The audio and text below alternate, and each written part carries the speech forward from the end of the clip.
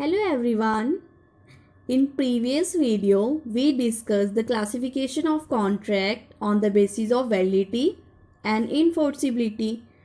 Today, we will discuss about the classification of contract on the basis of creation, formation and performance. First, we will start contract on the basis of creation and formation.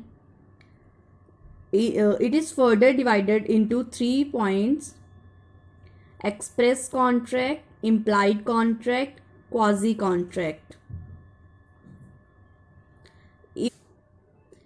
Express contract, section 9 of the act define promise which are expressly made.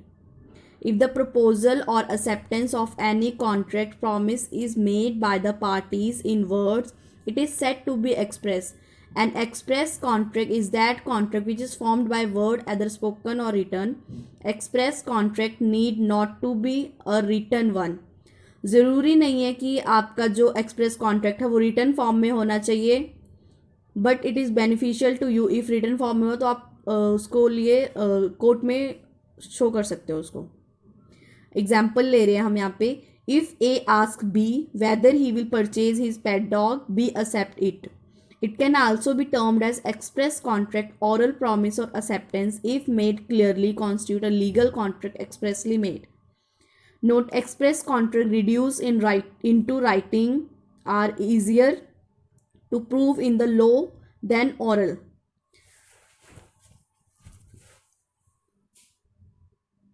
Next is implied contract. Again, section 9 of the act state that any promise or acceptance which is made otherwise than words. आपने कोई promise या कोई acceptance दी है बिना कुछ बोले, they are set to be implied contract. वो क्या कहलाते हैं? वो इम्प्लाइड कॉन्ट्रैक्ट कहलाते हैं. Where the offer and acceptance is made otherwise than words like gestures. आपने बिना बोले उनको अपने जेस्टर से शो किया कि आप कुछ परचेज करना चाहते हैं या नहीं. Example: A employee work in an organization for 1 month, so after completion of work it is lawfully implies that the employer will paid his or her salary. अगर आपने किसी ऑर्गेनाइजेशन में 1 मंथ काम किया है तो वहाँ की वो उन पे एक उनकी ड्यूटी बनती है कि अगर आपने वहाँ पे 1 मंथ काम किया है तो आप उसको सैलरी दोगे.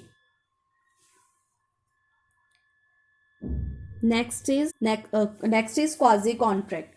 Quasi means that appear to be something but is not really so and partly almost.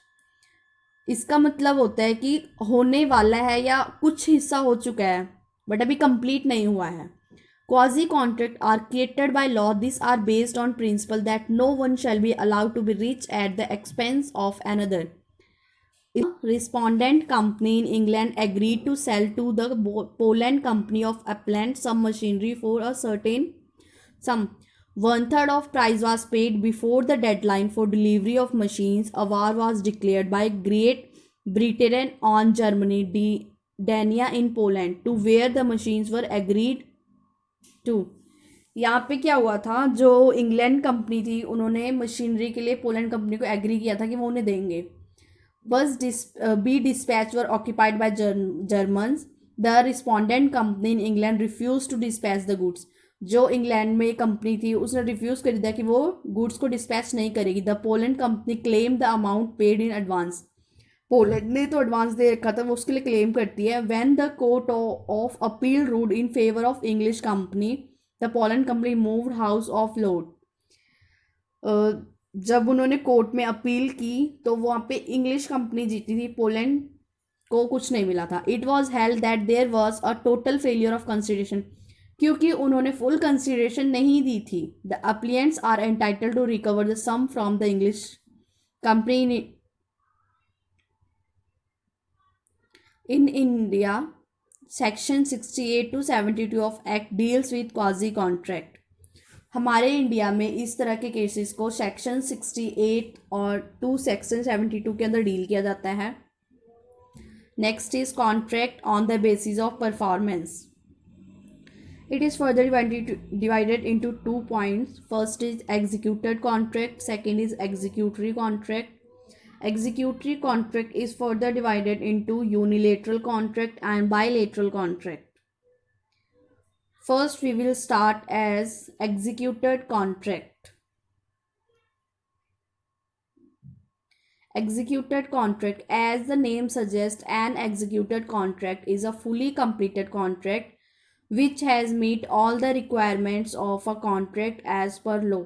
Example, A enters into a contract with B, who is a videographer, to cover a marriage function. The payment will be made if B delivers the video footage to E after editing. This is a fully completed contract which is executed. Similarly, in case of purchase of a house, the house owner sign a sale agreement with the buyer and purchase money is paid in full at the time of execution. This is fully completed contract. It is called executed contract. हमने क्या किया, जैसे अपने घर लेना होता है तो उसके पहले हम डॉक्यूमेंट जो सेलर होता है उसे साइन करवाते हैं, उसके बाद हम उसको फुल अमाउंट पे करते हैं, तो वो हमारा एग्जीक्यूटेड कॉन्ट्रैक्ट कहलाता है. Next is executory contract. A wants to buy an immovable property of B. A है वो क्या कर, वो चाहता है बी की जो इमूवेबल प्रॉपर्टी है उसकी. A gives token advance and enter into a agreement of sale. A ने एडवांस भी दे दिया और उसके साथ कॉन्ट्रैक्ट में भी आ गया with B. B purchase the property on and before a specific date. B ने कहा कि वो खरीद लेगा. Here the full obligation are not paid because उन्होंने कंसिडरेशन अमाउंट नहीं पे किया था. Next is unilateral contract. Unilateral contract is one sided. Only one person or a group of persons side has promised to perform, the other part has not really promised to do the act. Example ले रहे हैं हम यहाँ पे. A lost his gold chain and he published a newspaper advertisement that he will pay a certain sum to the finder of his gold. A की जो घड़ी है, A की चेन गुम हुई है, तो उसने एडवर्टाइज किया है कि वो जिसको मिलेगी वो उसको कुछ अमाउंट पे करेगा.